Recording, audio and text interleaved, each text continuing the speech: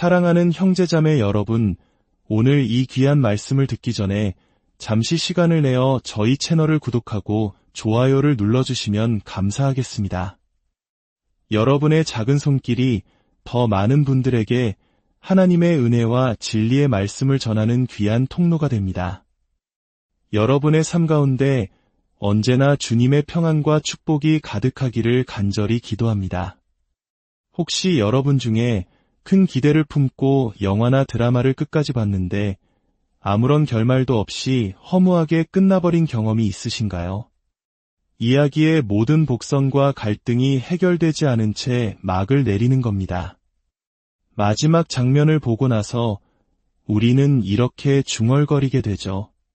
잠깐만, 이게 끝이라고? 내가 이 드라마의 시즌 전체를 하나도 빼놓지 않고 집중해서 봤는데 이렇게 끝난단 말이야. 아마 많은 분들이 고개를 끄덕이실 겁니다.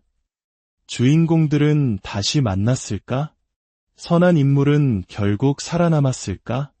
그 악당은 정말로 죽은 게 맞을까? 영화 속 악당들은 종종 죽은 것처럼 보였다가도 마지막에 눈을 번쩍 뜨곤 하니까요.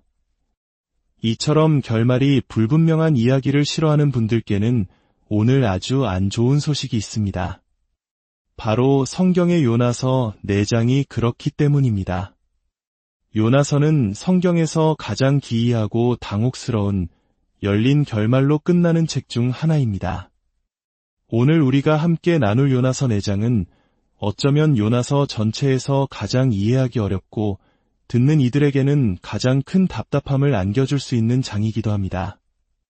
자, 이제 요나서 4장을 향한 기대감이 한껏 부풀어 오르셨을 테니 지난 시간 우리가 함께 나눴던 한 장부터 3장까지의 내용을 잠시 복습해 보겠습니다. 한 장에서 하나님의 말씀이 요나에게 임했습니다. 일어나 저 큰 성읍 니느웨로 가서 그것을 향하여 외치라. 그 악독이 내 앞에 상달되었음이니라. 하지만 요나는 어찌했습니까? 그는 잔혹한 아수르 제국의 수도인 니느웨 사람들을 증오했습니다. 그래서 그는 하나님의 명령을 피해 정반대 방향인 다시스로 가는 배에 올랐습니다. 하나님께서는 바다에 큰 폭풍을 보내셨고 겁에 질린 뱃사람들은 결국 요나를 바다에 던졌습니다. 그러자 하나님께서는 큰 물고기를 예비하셔서 요나를 삼키게 하셨습니다. 이것이 한 장의 내용이었죠.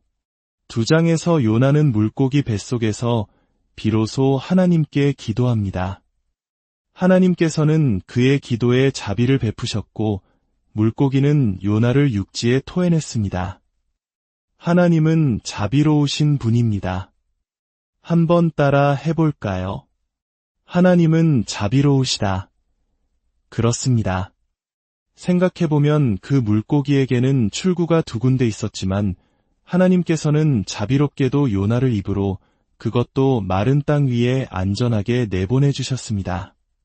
그리고 3장, 하나님의 말씀이 요나에게 2번째로 임합니다.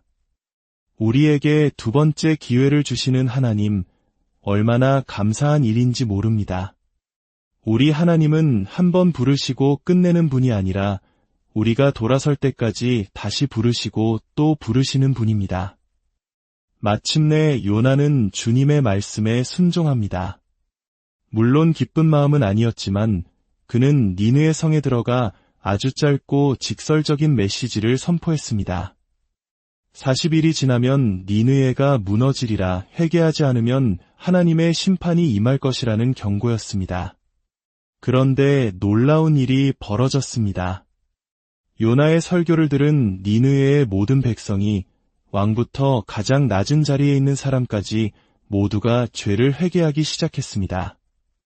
그들의 회개를 보신 하나님께서는 어떻게 반응하셨을까요? 3장 마지막 절은 이렇게 기록합니다. 하나님이 그들이 행한 것 곧 그 악한 길에서 돌이켜 떠난 것을 보시고 하나님이 뜻을 돌이키사 그들에게 내리리라고 말씀하신 재앙을 내리지 아니하시니라. 그들이 회개하자 하나님께서는 진노를 거두셨습니다. 그들이 죄에서 돌이키자 하나님께서는 자비를 베푸셨습니다. 역사상 가장 사악했던 민족 중 하나였던 그들에게조차 말입니다. 자, 자신이 선포한 메시지로 인해 온 나라가 회개하고 부흥하는 놀라운 역사가 일어났습니다. 설교자였던 요나는 어떤 반응을 보였을까요? 만약 제가 설교했을 때 이곳에 계신 모든 분들이 예수님께로 돌아온다면 저는 아마 기뻐서 어쩔 줄 모르고 하나님을 찬양할 겁니다. M&M 초콜릿 한 상자를 다 먹어치울지도 모릅니다. 제 인생 최고의 날이 되겠죠. 하지만 요나는 달랐습니다. 그는 기뻐하지도 하나님을 경배하지도 않았습니다. 오히려 그는 매우 불쾌해하며 화를 냈습니다. 요나서 4장 1절은 이렇게 말합니다. 요나가 매우 싫어하고 성내며 여기서 성내다라는 히브리 원어는 단순히 화가 났다는 수준을 넘어 격렬한 분노, 속에서 천불이 나는 듯한 격분을 의미합니다. 그는 하나님께 불공평하다고 소리치고 있었습니다. 하나님, 저들은 악한 자들입니다. 그런데 저들이 회개한다고 용서해 주시는 겁니까? 이건 말도 안 됩니다. 그리고 그는 하나님께 이렇게 기도합니다.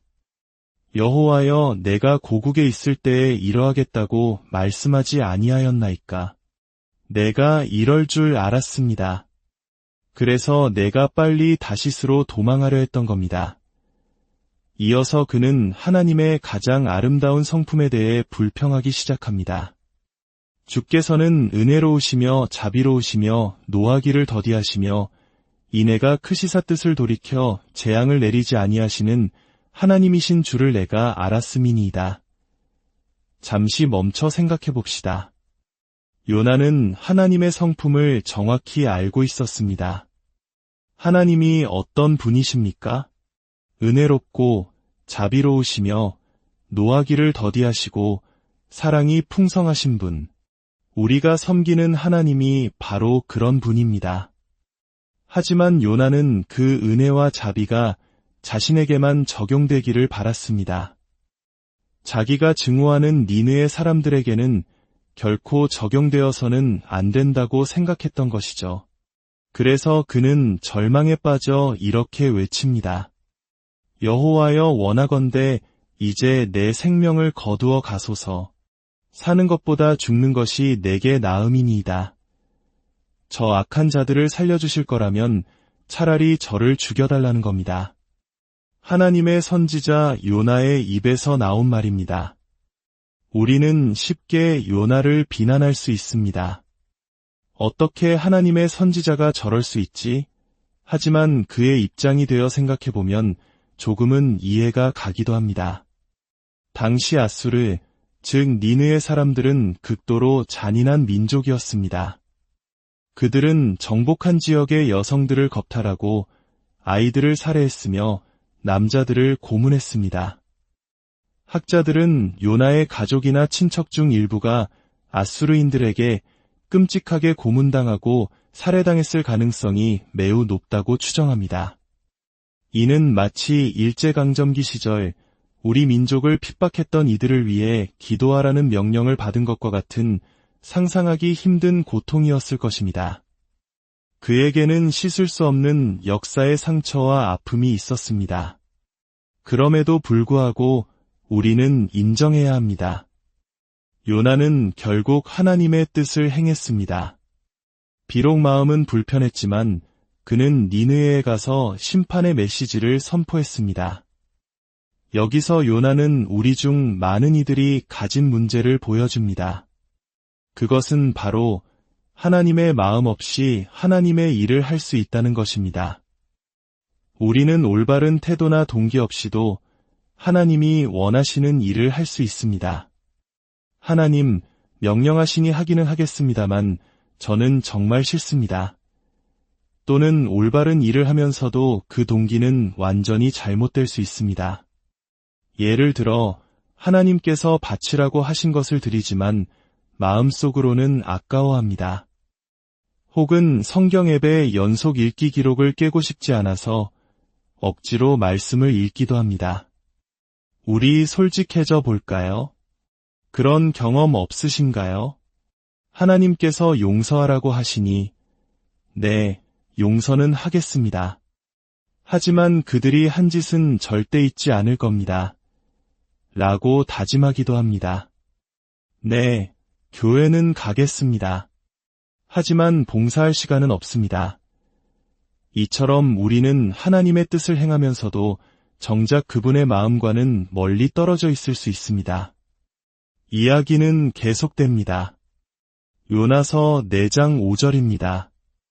요나가 성읍에서 나가서 그 성읍 동쪽에 앉아, 그가 어디에 앉았다고요? 성읍 동쪽입니다. 이 방향은 매우 중요합니다.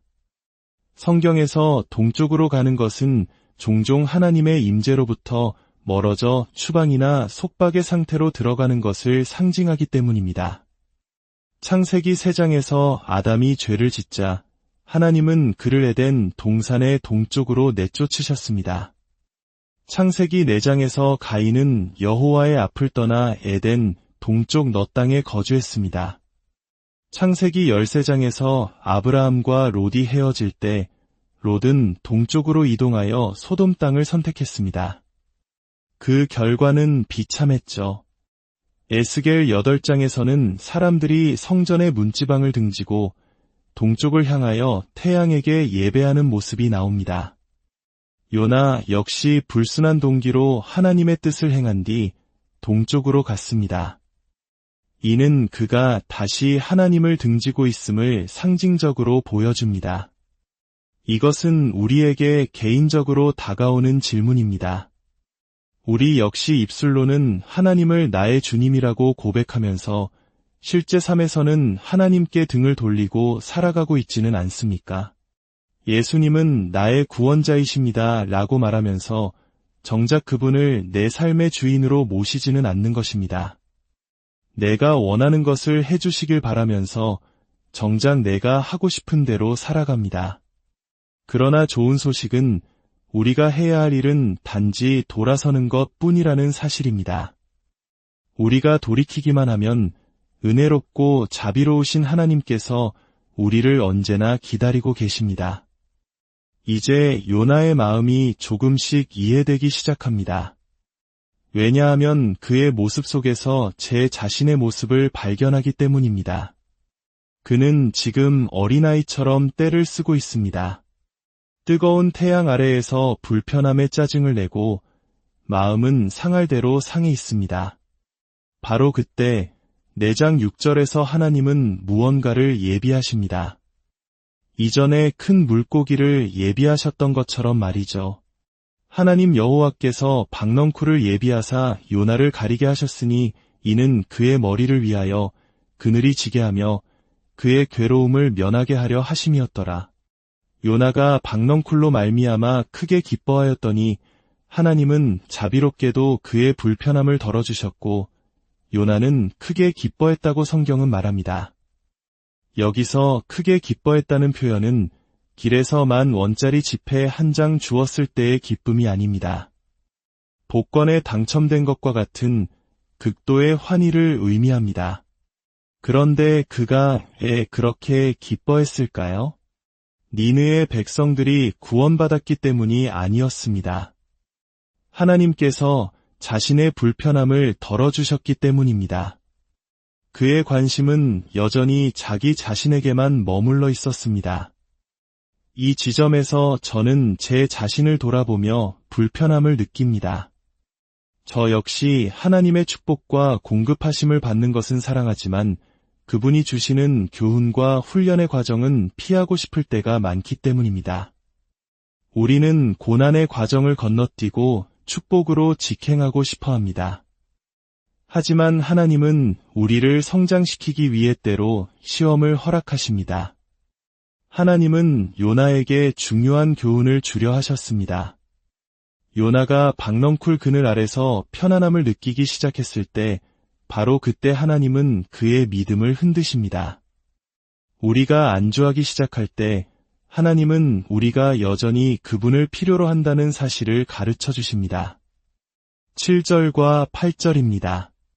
하나님은 또 다른 2가지를 예비하십니다. 하나님이 벌레를 예비하사 이튿날 새벽에 그 박넝쿨을 갉아먹게 하심에 시드니라. 해가 뜰 때에 하나님이 뜨거운 동풍을 예비하셨고에는 요나의 머리에 쪼임에 요나가 혼미하여 스스로 죽기를 구하여 이르되 사는 것보다 죽는 것이 내게 낫도다 하니라. 하나님은 물고기와 박넝쿨 그리고 벌레와 뜨거운 동풍을 예비하셨습니다. 박넝쿨이 사라지자 요나는 다시 불평하며 죽기를 구합니다. 그는 또다시 자기 연민에 빠진 것입니다. 그의 감정 기복은 극심합니다. 순종했다가 불순종하고 찬양했다가 분노하고 하나님을 경배했다가 원망합니다. 그의 모습은 너무나 인간적입니다. 사실 우리도 그렇지 않습니까? 어느 날은 큰 믿음으로 하나님께 순종했다가 다음 날은 언제 그랬냐는 듯 하나님을 무시하고 내 멋대로 행동합니다. 뜨거운 마음으로 예배하며 하나님의 임재에 감격했다가도 다음 날은 하나님이 존재하지 않는 것처럼 무감각하게 살아갑니다. 우리는 교훈은 싫어하지만 축복은 너무나 사랑합니다. 이제 이야기는 절정으로 치닫습니다. 그리고 갑자기 끝나버립니다. 다음 시즌은 없습니다. 이것이 마지막 회입니다. 하나님께서 마지막 말씀을 하십니다. 9절부터 11절입니다. 하나님이 요나에게 이르시되 내가 이 박넝쿨로 말미암아 성내는 것이 어찌 옳으냐 하시니 그가 대답하되 내가 성내어 죽기까지 할지라도 옳으니이다 하니라. 여호와께서 이르시되 내가 수고도 아니하였고 재배도 아니하였고 하룻밤에 났다가 하룻밤에 말라버린 이 박넝쿨을 아꼈거든. 하물며 이 큰 성읍 니느웨에는 좌우를 분변하지 못하는 자가 12만여 명이요 가축도 많이 있나니 내가 어찌 아끼지 아니하겠느냐 하시니라. 이게 끝입니다. 마지막 문장을 놓치셨나요? 가축도 많이 있나니 하나님은 이야기의 저자이시며 우리 믿음의 완성자이신데 어떻게 이렇게 이야기를 끝내실 수 있습니까? 우리는 더 많은 것을 알고 싶습니다. 요나의 마음은 변했을까요? 그는 자신의 잘못을 뉘우치고 하나님께 순종하는 삶을 살았을까요? 아니면 그대로 죽었을까요? 하지만 성경은 침묵합니다. 하나님은 요나에게 말씀하십니다. 요나야, 너는 하룻밤 사이에 사라진 식물 하나 때문에 그토록 분노하고 슬퍼하면서 어찌하여 나를 알지 못하는 저 12만 명이 넘는 영혼들을 위해서는 눈물 흘리지 않느냐? 슬프게도 이것이 바로 우리 중 많은 이들이 요나와 닮아 있는 또 다른 모습입니다. 예수님께서 승천하시기 전 마지막으로 남기신 말씀은 너희는 온 천하에 다니며 만민에게 복음을 전파하라는 것이었습니다. 하지만 우리는 어떻습니까? 길 건너편에 있는 이웃에게 복음을 전하는 것조차 주저합니다. 하나님의 자비하심을 받는 것은 기뻐하면서 하나님의 사명을 감당하는 것은 거부합니다. 하나님, 저를 구원해 주신 것은 감사하지만 다른 사람들을 구원하기 위해 제가 희생하고 싶지는 않습니다. 이제 우리가 처음 시작했던 질문으로 돌아가 봅시다.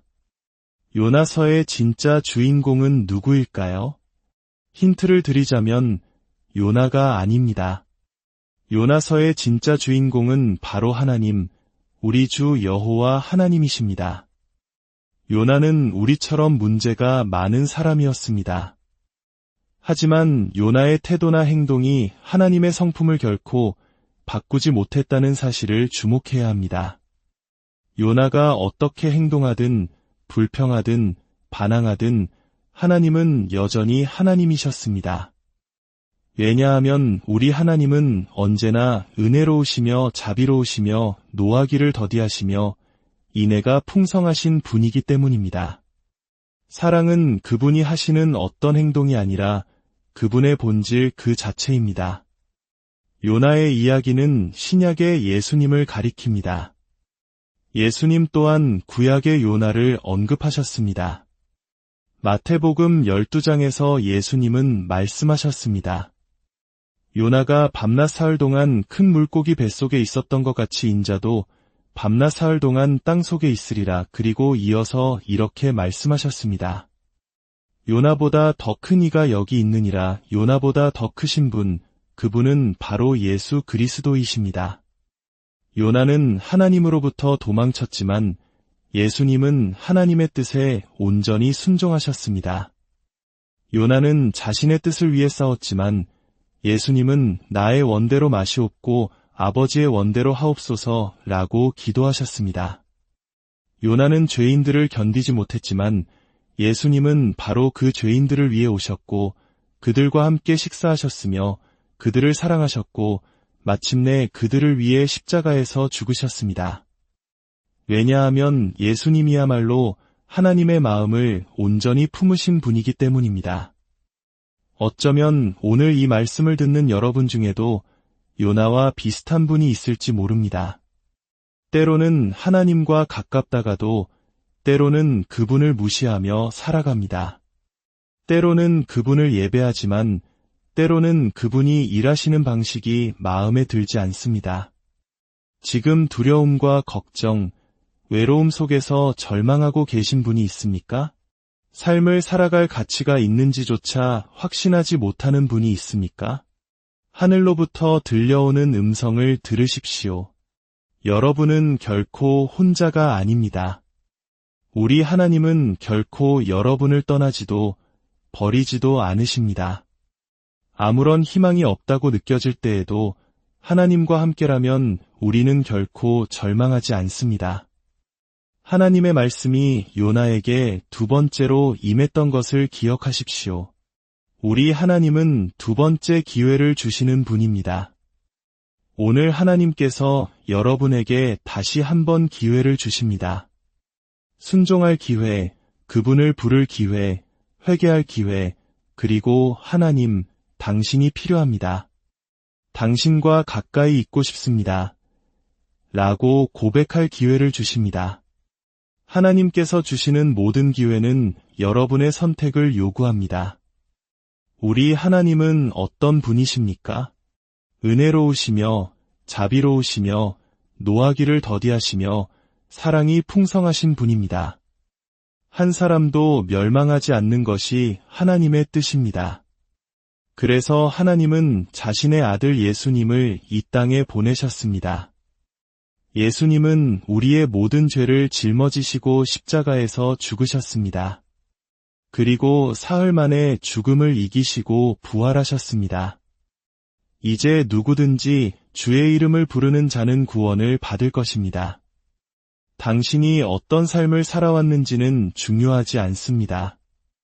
요나처럼 니느의 사람들처럼 우리가 주님을 부를 때 우리는 구원받습니다.